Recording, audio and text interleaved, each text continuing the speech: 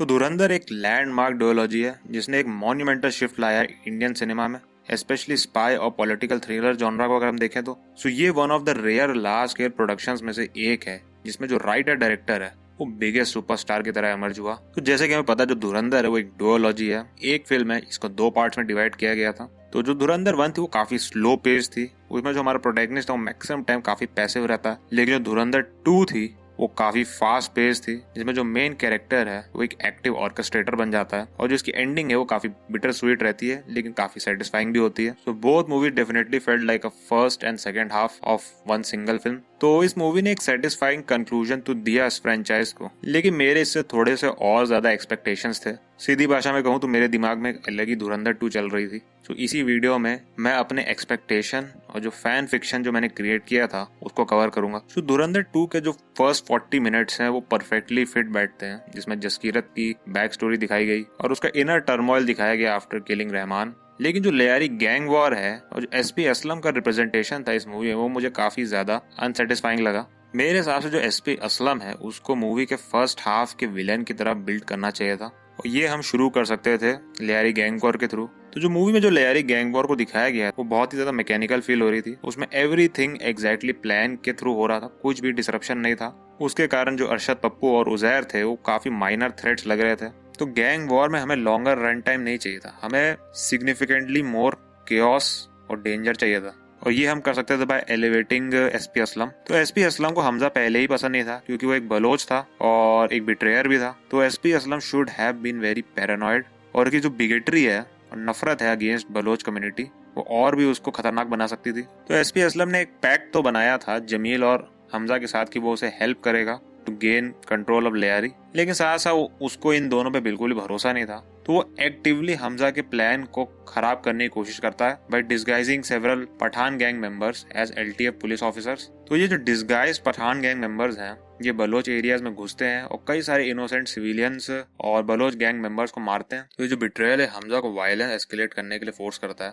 अब वो directly attack कर रहा है पठान नेबरहुड्स को जिसको अरशद पप्पू कंट्रोल करता है और फाइनली इसका कल्मिनेशन होता है अरशद पप्पू का public execution at the hands of Uzair. तो उसके कारण जो एसपी असलम की जो रेपुटेशन होती है वो कम्प्लीटली शैटर हो जाती है और हमजा जो है वो कम्प्लीटली साइज करता है कंट्रोल ऑफ लेयारी। पुलिस भी अब वीक हो चुकी है और जो राइवल गैंग्स है वो भी खत्म हो चुकी हैं। तो जो एसपी असलम है वो और पैरानॉइड हो चुका है। तो वो डिसाइड करता है कि वो 4 बलोच स्टूडेंट्स का एनकाउंटर करेगा by declaring them as terrorist ताकि वो अपना ट्रस्ट रिगेन कर सके, पावर को प्रोजेक्ट कर सके।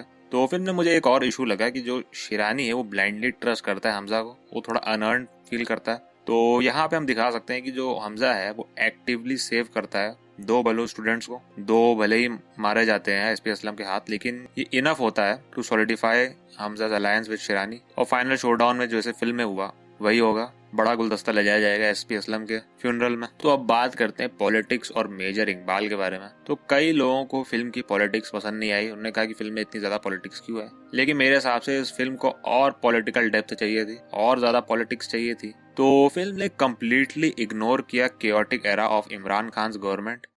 आपने सबसे पहले घबराना नहीं है। और वो कितना मैसिव थ्रेट बन गया था पाकिस्तानी आर्मी एस्टेब्लिशमेंट के लिए। तो इस वोलेटाइल पॉलिटिकल बैकड्रॉप में जो हमजा का ऑपरेशन है वो और भी ज्यादा खतरनाक हो जाता है। तो यहाँ पे डिटेलिंग दिखाई जा सकती थी कैसे वो इंडियन एसेट्स को लेवरेज कर रहा है और कैसे जो लोकल क्राइम नेटवर्क्स है उसको वो यूज कर रहा है टेररिस्ट को एक एक करके मारने के लिए, basically creating the legend of unknown gunman. तो धुरंधर 1 में हमने मेजर इकबाल की जो फिजिकल ब्रूटैलिटी है वो देखी थी, लेकिन धुरंधर 2 में हमें उसकी जो आइडियोलॉजिकल ब्रूटैलिटी है और उसका जो मैनिपुलेशन है वो हमें मिलना चाहिए था। तो धुरंधर फ्रेंचाइज में जो पाकिस्तान में जो सीवियर एथनिक डिवाइड है वो तो काफी अच्छे तरीके से दिखाया गया, जो बलोच कम्युनिटी में है, पठान कम्युनिटी में है, पंजाबी कम्युनिटी में है। तो इस तरीके से दिखाया गया था सारा ये डिवाइड, लेकिन जो रिलीजियस डिवाइड है उसको बेयरली एक्सप्लोर किया गया, specially among the local Muslim community. इतना ज्यादा डिवाइड है मुस्लिम्स में ही कि भाई जो अहमदीज हैं पाकिस्तान का कॉन्स्टिट्यूशन उनको मुस्लिम ही कंसिडर नहीं करता है और जो वायलेंट शिया सुन्नी क्लैशेस हैं वो तो चलते ही रहते हैं पाकिस्तान में। तो यहाँ पे दिखाया जा सकता था जो मेजर इकबाल है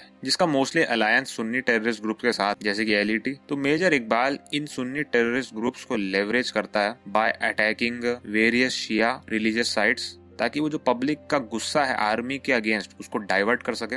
तो मेजर इकबाल है और जो पाकिस्तानी आर्मी है वो फॉल्सली ब्लेम करेगी रॉ और इंडिया को for conducting this terror attacks, और ये जो पूरा फैब्रिकेटेड नैरेटिव है यूज किया जाएगा to conduct further terrorist attacks against India. इसके थ्रू दिखाई जा सकती थी मेजर इकबाल की loyalty towards the army and his ideology, not towards his nation. तो मेजर इकबाल की इंक्रीजिंग इंसैनिटी बनता है हमजा का final motivation to conduct his last mission to eliminate him, जो कि फिल्म में हमने देखा कैसे किया गया, which was actually pretty well done. तो यही थी कुछ चीजें जो मैं एक्सपेक्ट कर रहा था कि मूवी में होंगी लेकिन नहीं थी, और मुझे पता है इन चेंजेस से कैरेक्टर प्रोग्रेशन में चेंज आ सकता है और कई सारे प्लॉट होल भी क्रिएट हो सकते हैं। इसलिए मैं कहता हूँ फिल्म क्रिटिक करना, फैन फिक्शन बनाना यूट्यूब पे बहुत ईजी है, और फिल्म एक्चुअल में बनाना इट्स इन्फिनेटली मोर डिफिकल्ट। तो मैं आदित्य धर को इमेंस क्रेडिट दूंगा और bravely handling this sensitive issues with so much maturity, और साथ साथ काफी एंटरटेनिंग तरीके से भी उसको डिलीवर किया गया। और अंत में देखा जाए तो एक मूवी का गोल होता है एक सेटिस्फाइंग एक्सपीरियंस देना ऑडियंस को,